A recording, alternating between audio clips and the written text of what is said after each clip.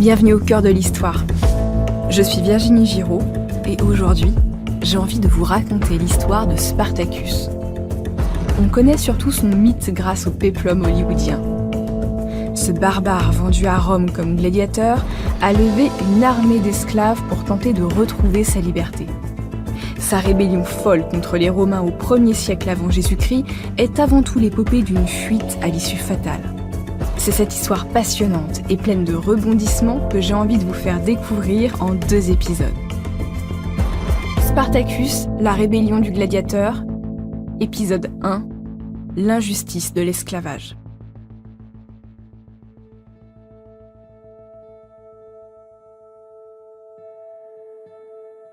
Nous sommes à Capoue, au nord de Naples, en 75 avant Jésus-Christ. Spartacus se réveille en sursaut. Ses yeux s'habituent à l'obscurité, il reconnaît les murs de sa petite chambre dans la caserne des gladiateurs où il vit comme esclave combattant.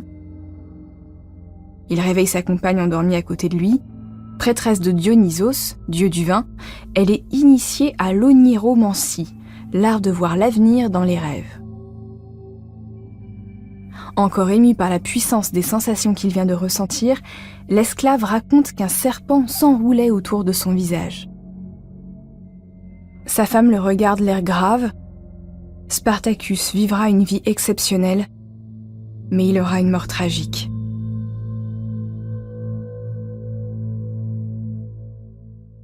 Spartacus est né en Thrace, un territoire qui correspond à l'actuelle Bulgarie, aux alentours de 93 avant Jésus-Christ.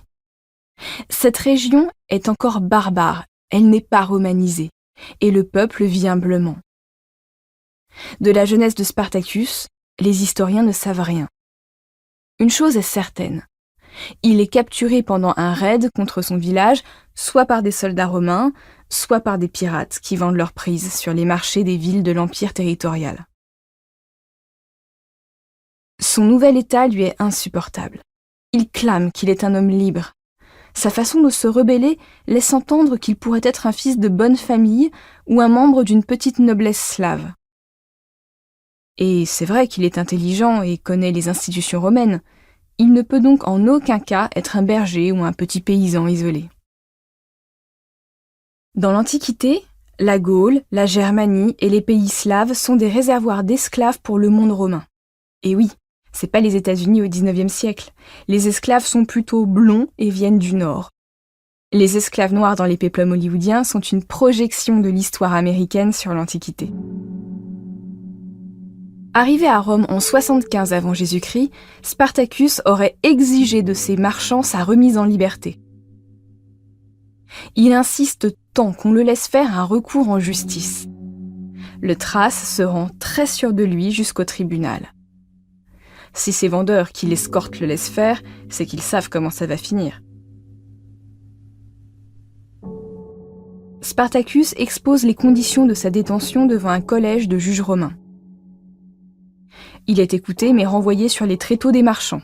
Le barbare est né libre chez lui, selon la loi romaine, qu'il le veuille ou non, il est un esclave. Faisons un petit point sur l'esclavage à Rome. Pour les Romains, un esclave n'est pas un objet, c'est bien un homme. Mais un homme à qui il manque quelque chose, comme un membre amputé. Ce qui lui fait défaut, c'est la liberté, et ce manque juridique suffit à faire de lui un être socialement inférieur. Cette vision est admise par tout le monde antique. Beaucoup de lois protègent les esclaves, les maîtres qui les maltraitent gratuitement sont mal vus, et la majorité des esclaves sont loyaux envers leurs maîtres parce qu'ils font partie de sa familia, la famille au sens élargi. Ça ne veut pas dire que l'esclavage est idyllique, bien sûr, mais c'est un système qui fonctionne bien à l'époque.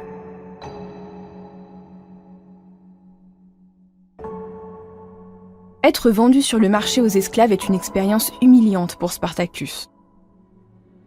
Le temps de la transaction, il a le sentiment d'être déshumanisé.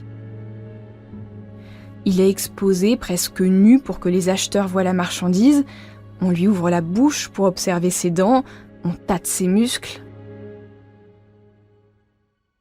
Comme il est grand et fort, il est remarqué par Cneius Lentulus Batiatus. Cet homme est un laniste, un propriétaire et entraîneur de gladiateurs. Batiatus l'examine et décide de l'acheter. Il y met sûrement le prix parce qu'un gladiateur est un athlète et ça coûte très cher. C'est un véritable investissement. Spartacus est acheté avec sa compagne. Pour son nouveau maître, le fait qu'il soit attaché à une femme est une bonne chose. On prend moins facilement la fuite à deux, et si des enfants naissent, ils lui appartiendront automatiquement. Le couple est emmené à Capoue, au nord de Naples. Batiatus y gère une énorme école de gladiateurs.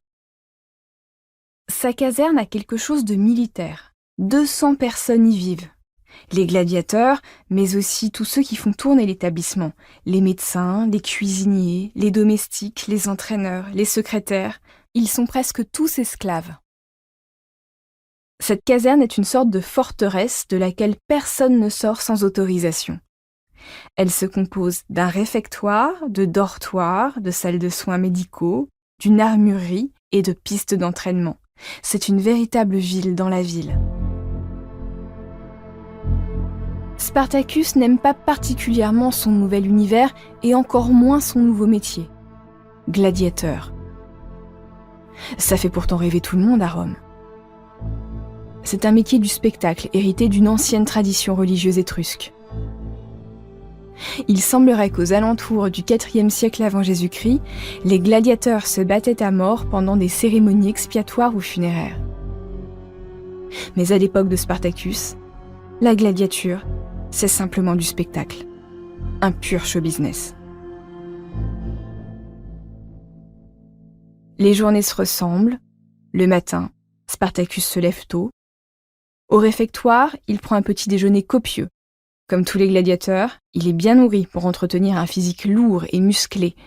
Il boit de la posca, une sorte de vinaigre dilué dans de l'eau. Ça ne coûte pas cher et ça désaltère. Puis vient le moment de l'entraînement. L'entraîneur lui donne le rôle de mirmillon. C'est un genre de fantassin spécialisé en défense. Tous les matins, le Thrace enfile un casque à cimier en métal très lourd. Son champ de vision est réduit par le grillage en métal. Son souffle résonne dans cette sorte de cage. Ça l'étourdit presque quand il doit faire un gros effort.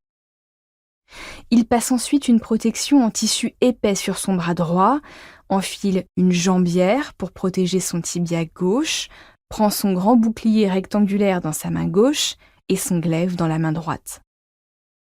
En guise de vêtements, il ne porte rien d'autre qu'un pagne. Les muscles saillants de son torse et de ses cuisses sont nus, huilés, sans protection contre les coups. Heureusement, pendant les entraînements, les armes sont émoussées ou en bois pour éviter les blessures trop graves. Spartacus s'entraîne ensuite aux gestes techniques contre des mannequins. Un ancien gladiateur ou un entraîneur guide ses gestes. Le but est de blesser ou de faire tomber son adversaire pour le neutraliser. Après l'échauffement, on passe aux choses sérieuses. Spartacus doit s'entraîner contre ses camarades. En tant que mirmillon, il est un gladiateur défensif.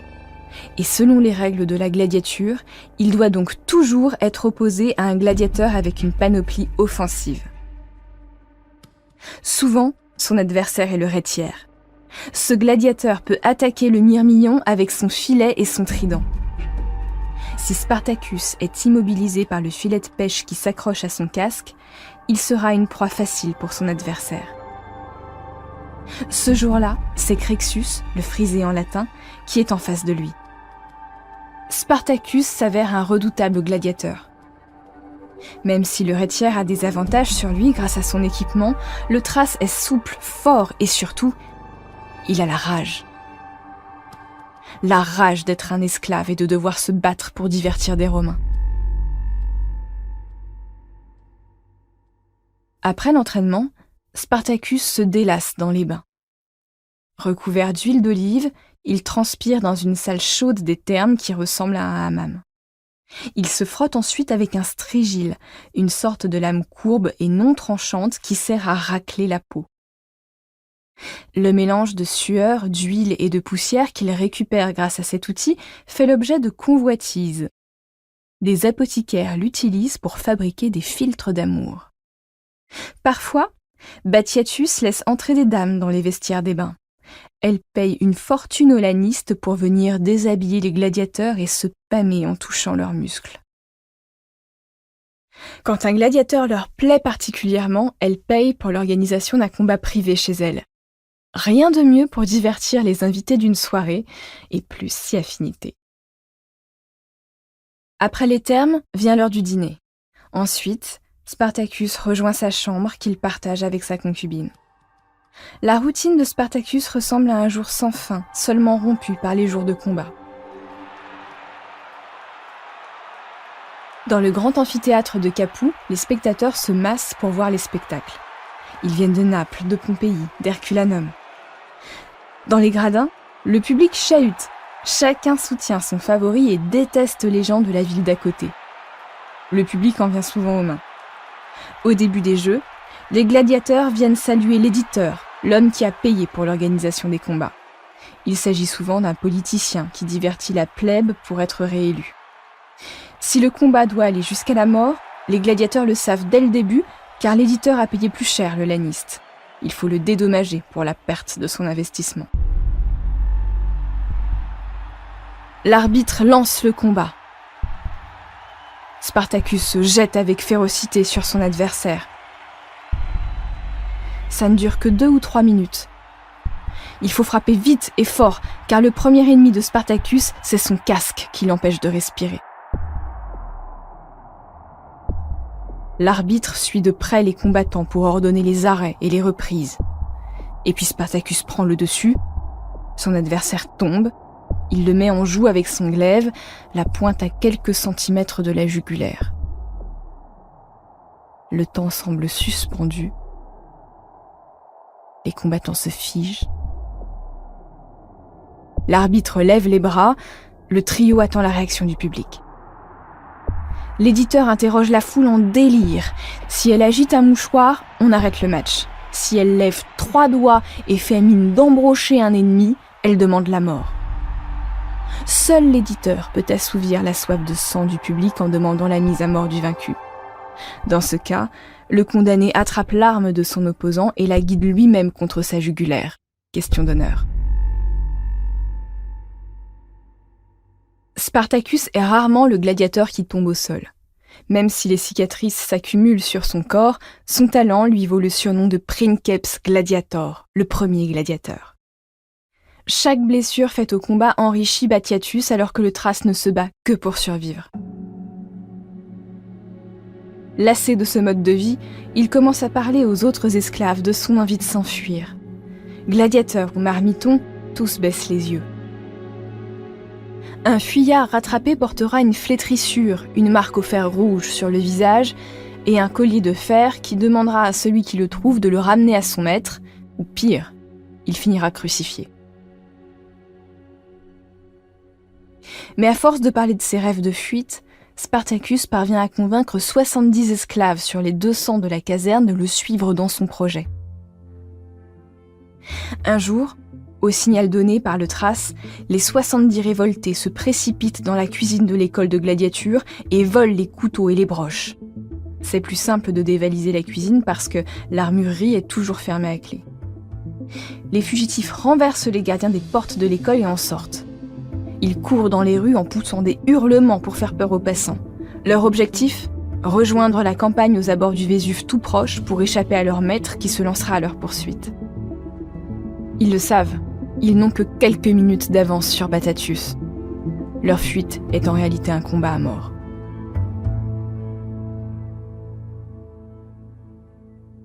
Pour connaître la suite de ce récit consacré à Spartacus, rendez-vous sur votre plateforme d'écoute préférée. Spartacus, la rébellion du gladiateur. Bienvenue au cœur de l'histoire. Je suis Virginie Giraud. Dans l'épisode précédent, Spartacus a été vendu à Batiatus, un laniste de Capoue qui organise des combats de gladiateurs. Après avoir conquis l'arène, Spartacus soulève 70 gladiateurs et s'enfuit dans la campagne. Épisode 2, une cavale sans issue.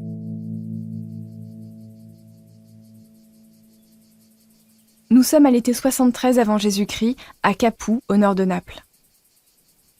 Spartacus et les 70 gladiateurs révoltés ont fui l'école de gladiature. L'urgence est de sortir de la ville pour se cacher dans la campagne. Pour Batiatus, le propriétaire, la fuite de ses esclaves représente à la fois une humiliation et une énorme perte d'argent. À peine averti, il court en référé aux 2 maires de la ville, les Doumouyr. Ceux-ci prennent l'affaire au sérieux, mais n'ont pas de grands moyens. Grâce au bouche à oreille, l'information circule vite. Plusieurs militaires à la retraite ou en attente de mobilisation se réunissent avec leurs armes personnelles. L'idée d'une chasse aux fuyards leur plaît. Ces esclaves rebelles insultent leur maître autant que Rome.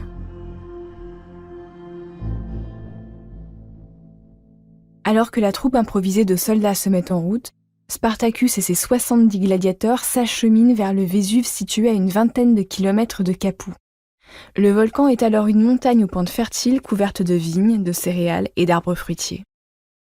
Sur la route, les fugitifs interceptent une cargaison d'armes destinée à leur caserne de gladiateurs. Ils le pillent, les épées valent mieux que les couteaux de cuisine. Ils n'attendent pas longtemps pour faire usage de leur nouvelle panoplie, car les militaires de Capoue leur tombent dessus. Cette poignée d'hommes pourtant bien entraînés ne résiste pas longtemps face aux 70 gladiateurs. Les fugitifs remportent la première bataille de la guerre contre les Romains.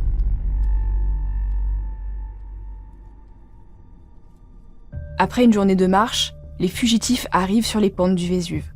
Ils sont pour la plupart d'entre eux gaulois ou germains. Ils pourraient se séparer et essayer de rentrer chez eux. Seuls, ils seraient plus discrets. Mais l'alerte a été donnée dans toute la région, et il leur semble difficile de passer inaperçus avec leurs tuniques abîmées et leur mauvais latin. Mieux vaut rester ensemble. Comme Spartacus est à l'initiative de la fuite, il s'impose naturellement comme leur général. Et un chef de guerre doit nourrir ses troupes. Comme ils n'ont pas de terre, il décide alors de piller les terres agricoles pour se ravitailler. Les fugitifs organisent des raids. Ils partent en groupes armés voler les grandes villas et les villages autour du Vésuve. Ils en ramènent du vin, des vêtements, des légumes et des céréales. De retour dans leur cachette, ils donnent le fruit de leur rapine aux femmes qui les accompagnent pour les cuisiner. Tout est réparti équitablement entre chaque membre de l'armée de Spartacus. Une armée qui grossit de jour en jour. Les esclaves de la région se sont passé le mot et quittent les champs pour les rejoindre sur le Vésuve. Certains nouveaux venus sont même des hommes libres, des bergers ou des paysans indigents qui pensent s'enrichir dans cette aventure. Les citoyens romains détestent cette engeance de voleurs et attendent avec impatience que l'armée leur règle leur compte. L'affaire est si grave qu'elle remonte à la capitale. Les sénateurs de la République confient à un magistrat du nom de Glabère la mission d'en finir avec Spartacus. Un jour, vers la fin de l'été, le Thrace aperçoit depuis son repère du Vésuve une légion romaine arrivée. Les soldats ont décidé d'assiéger la montagne. Ils creusent un fossé et montent une palissade derrière laquelle ils construisent un chemin de ronde. L'obstacle fait environ 4 mètres de haut. Impossible de le prendre d'assaut sans recevoir une pluie de javelots et des balles de fronde ou des coups de glaive. Spartacus et ses hommes sont faits comme des rats. Le Thrace remarque que les Romains n'ont pas fortifié une zone où la pente du volcan est très raide. Théoriquement, personne ne peut passer par là pour fuir. Un soir, Spartacus commande à ses hommes de récupérer des sarments de vigne et de les tresser en corde. Les esclaves parviennent à quitter le siège par cette zone non fortifiée. Ils prennent ensuite les soldats romains à revers. Sortis brutalement de leur sommeil, les soldats subissent une terrible défaite. Les esclaves en profitent pour piller le camp. Glaives, javelots, tuniques, sandales, cuirasses, mais aussi tentes et ustensiles de cuisine. Ils ont désormais un pactage de légions romaines et Spartacus à leur tête a prouvé qu'il avait l'étoffe d'un stratège. La troupe qui compte maintenant plus de 10 000 hommes ne peut pas rester sur place.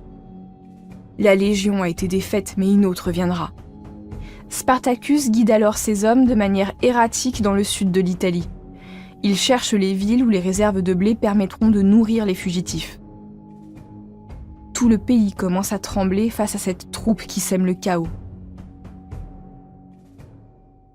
Pendant cette errance qui dure tout l'hiver, leur groupe grandit. Les esclaves révoltés sont maintenant 120 000. À Rome, la colère monte. La défaite de Glaber est un véritable déshonneur.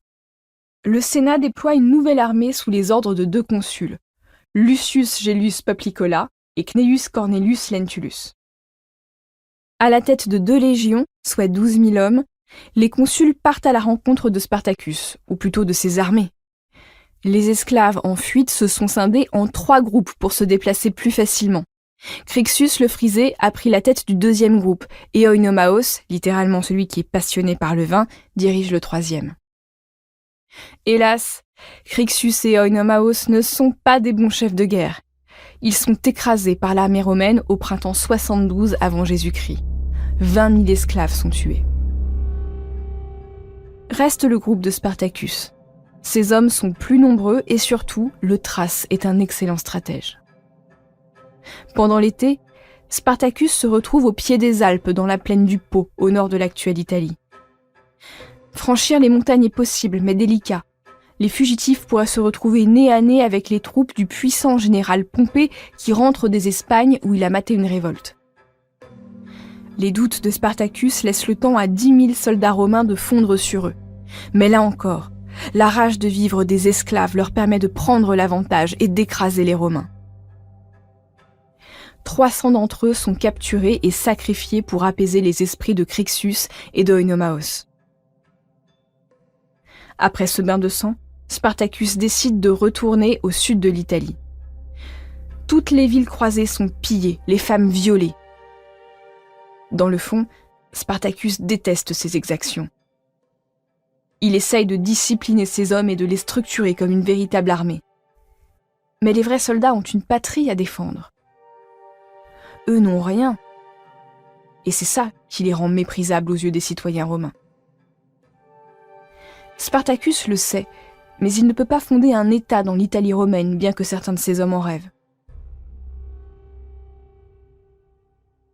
Humilié par les défaites contre les esclaves, le Sénat romain confie l'extermination des fugitifs à Crassus. Ce général est l'homme le plus riche de Rome. En plus des légions confiées par l'État, il enlève d'autres sur ses deniers personnels. Il part à la rencontre de Spartacus avec 50 000 hommes. L'échec n'est plus permis. Et pourtant, lors de sa première confrontation avec le Thrace dans l'Italie centrale, ses fantassins sont repoussés et mis en échec. Furieux, Crassus punit ses troupes en les décimant pour faute grave. La décimation, c'est tuer un homme sur 10. Les soldats s'alignent face à leur général. 1 sur 10 est tué sans autre forme de procès. Le châtiment du général est vécu comme une humiliation. Ça pousse les soldats à se battre avec plus de bravoure contre l'ennemi. Pendant cette déroute, Spartacus s'installe à Rhegium, en face des côtes siciliennes, pour passer l'hiver 72-71 avant Jésus-Christ. Comme les troupes romaines ne se battent pas en hiver, il sait qu'il aura un peu de répit. Il espère pouvoir négocier avec des pirates orientaux le passage de ses hommes en Sicile. Là, ils pourront échapper aux légions romaines, prendre des navires et se disperser pour rentrer chez eux. Mais Spartacus est meilleur général que négociant. Aucun bateau n'accepte de faire passer les esclaves. Pire, certains capitaines lui ont pris de l'argent et ne sont jamais revenus le chercher. Pour Spartacus, la situation est très frustrante car la côte sicilienne est toute proche, à seulement 3 kilomètres. Il demande à ses hommes de construire des radeaux. Mais ces esclaves sont formés à la gladiature ou aux travaux des champs, pas à la création des navires. Avant même le retour du printemps, les troupes de Crassus sont arrivées aux portes de Rhegium où ils entreprennent un nouveau siège. Les assiégés manquent vite d'eau et de nourriture. Il faut se rendre ou sortir au péril de sa vie.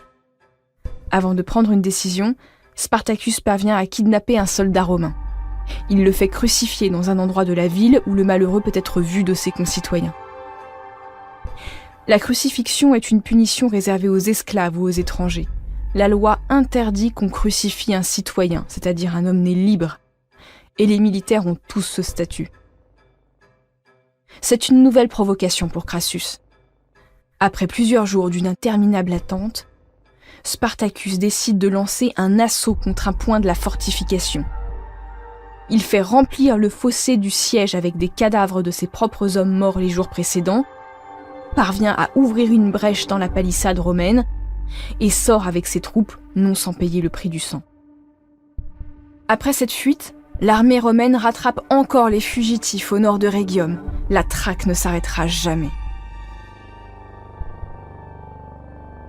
Nous sommes en mars 71 avant Jésus-Christ, dans la plaine de Lucanie. Les légions romaines de Crassus sont rangées en ordre de bataille face à celles de Spartacus. Pour le moment, tout le monde attend. La guerre se joue aussi sur les nerfs. Les soldats romains, très disciplinés et entraînés, peuvent attendre des heures debout sans bouger. Ils forment un mur humain hérissé de javelots. Pour stimuler ses troupes, Spartacus s'apprête à faire un geste fort. À pied, il emmène son cheval devant sa première ligne et l'égorge. L'animal tombe à terre dans une flaque de sang. Par ce geste symbolique, Spartacus cherche à se concilier les dieux et veut montrer à ses hommes qu'il se battra à leur côté. Lui aussi, il sera en première ligne. Après un discours vibrant, les esclaves passent à l'attaque. Les deux légions se rentrent dedans dans un fracas de métal et de hurlements. Spartacus cherche à se frayer un chemin jusqu'à Crassus, juché sur son cheval à l'arrière des lignes romaines. Un bon général ne descend pas dans la mêlée. Il surveille la scène et dicte la stratégie. Perdu dans la foule, Spartacus ne voit plus rien. Il est incapable de guider ses hommes qui se battent en désordre. Au milieu des cris et du sang, le Thrace est touché à la cuisse par un javelot, puis il reçoit un coup fatal. Il s'écroule à plusieurs centaines de mètres de Crassus. Il est mort les armes à la main.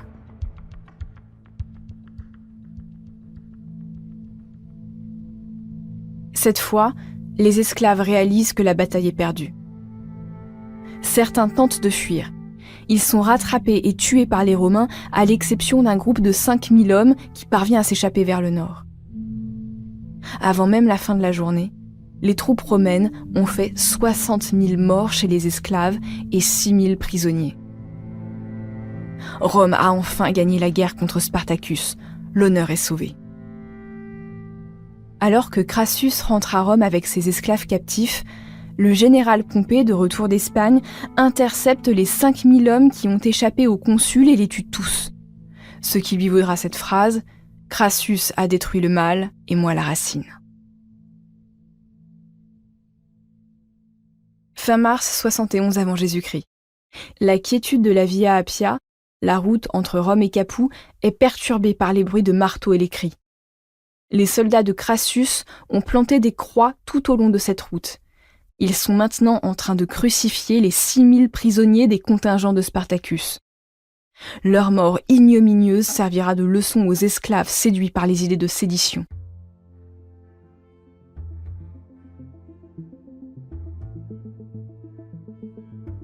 C'est la fin de ce récit consacré à Spartacus, l'esclave qui a défié les Romains.